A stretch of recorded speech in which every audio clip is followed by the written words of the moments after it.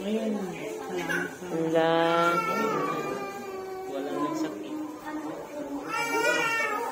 Huwag kang matakot, ate. Wala lang po. Nakalapas siya, hindi yan nagpagilay. Yan. Buksan ko na yung puso mo, ate. Galing na. Wala nang sakit yan. Dati hindi nakakapagdakad. Oo. Yung kumukonekta yung dito Oo. galing sa puso. Yung mga ano niya. Dapat buo yung pananalig. Bukas makapagtrabaho. Galing. Galing.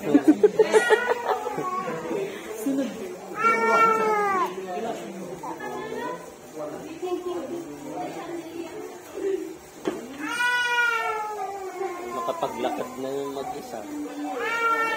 Nang walang tungkod. Sa puso na lang. Ang puso. Oh, tingnan mo ngayon, kuya. Malakas na yan. Kahit mag-isa na.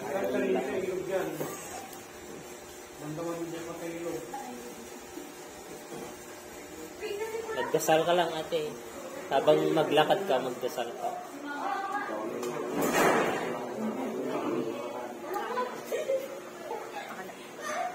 Ay, hindi ka. Video lang. Yan po ang ating kapatid, si kapatid na Wilma. Dati po, hindi niya po maihakbang ng matagal. Ilang hakbang lang po siya, kuya? Dalawa, tatlong hakbang lang po. O, ngayon po, nakailang hakbang po si nanay. Pang ilang beses na po niyang punta rito? Pangatlo. Imagine, ilang taon na po siya na hindi nakakalakad.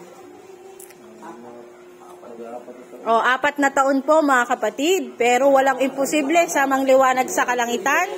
Manalig lamang po ng katotohanan. Yung 4 na taon mo, dito po 3 araw. Pero hindi po yon buong araw na hinahaplos, kundi minuto lang.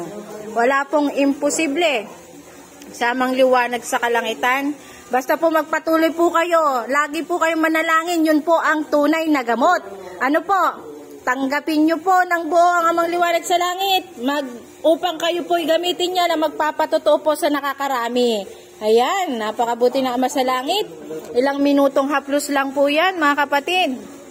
Sa 3 araw na pagparito niya po rito, ang laki na po ng improvement niya. Hindi po katulad, 4 na taon po siya na na-stroke po, mga kapatid. At di niya daw po maihakbang ng ganyan kahaba ang kanyang paglalakad. Ayan, o, ngayon po. O, diba? O, ano masasabi mo naman po? Ano po masasabi niyo po? O, salamat, Ama sa langit, kamo. Siya po ang tunay pong manggagamot. Ano po? Oh, ayan po, papunta po siya sa kanilang sasakyan na binubuhat po lamang ng kanya asawa. Tama po ba? Binubuhat lang po niya pag siya po ay dinadala po dito. Pero ngayon po, nako, gusto niya nang sumakay sa sarili nilang sasakyan. O, diba? Napakabuti ng amang liwanag sa kalangitan. Wala pong imposible talaga. Sa tagal-tagal na po niya na stroke, 4 years na po. O, yung medyo pagbaba lang po ang medyo dangat siya. At first time niya po ulit makahakbang ng mahaba-haba. O, walang imposible sama sa kalangitan. Ayan, dahil first time niya po ulit hahakbang. O, basta sabi mo, kaya ko to. Ama sa langit, kamo. Kerubin paa. Anghel ng katawan sa kalangitan. O, anghel ng ugat. Kerubin buto sa kalangitan. Ayan po.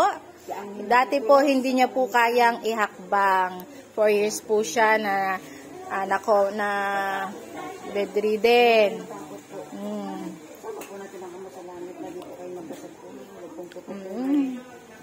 Wala pong imposible. Amang liwanag sa kalangitan. O, yan po, ngayon lang po siya ulit nakapaghahakbang ng mahaba-haba, mga kapatid. Papunta na po siya sa kanilang sasakyan. O, ayan po ang kanilang sinasakyan. Ayan po, mga kapatid. Ang katotohanan. Manalig lang po. Sa masakalangitan, magbalik loob po. Walang imposible. Kung mabilis po ang paniniwala niyo sa mangliwanag sa langit, mabilis niyo rin pong makakamtan ng kagalingan. Yung 4 na taon, tingnan niyo po, oh. 4 na taon po siyang di makalakad. Hindi niya po naihahakbang ang kanyang mga paa. Oh, pero ngayon po, ang laki po ng improvement ni kapatid na Wilma. O yan, syempre hindi niya pa kaya ang pag-upo. Ayun, napakabuti na Ama sa langit.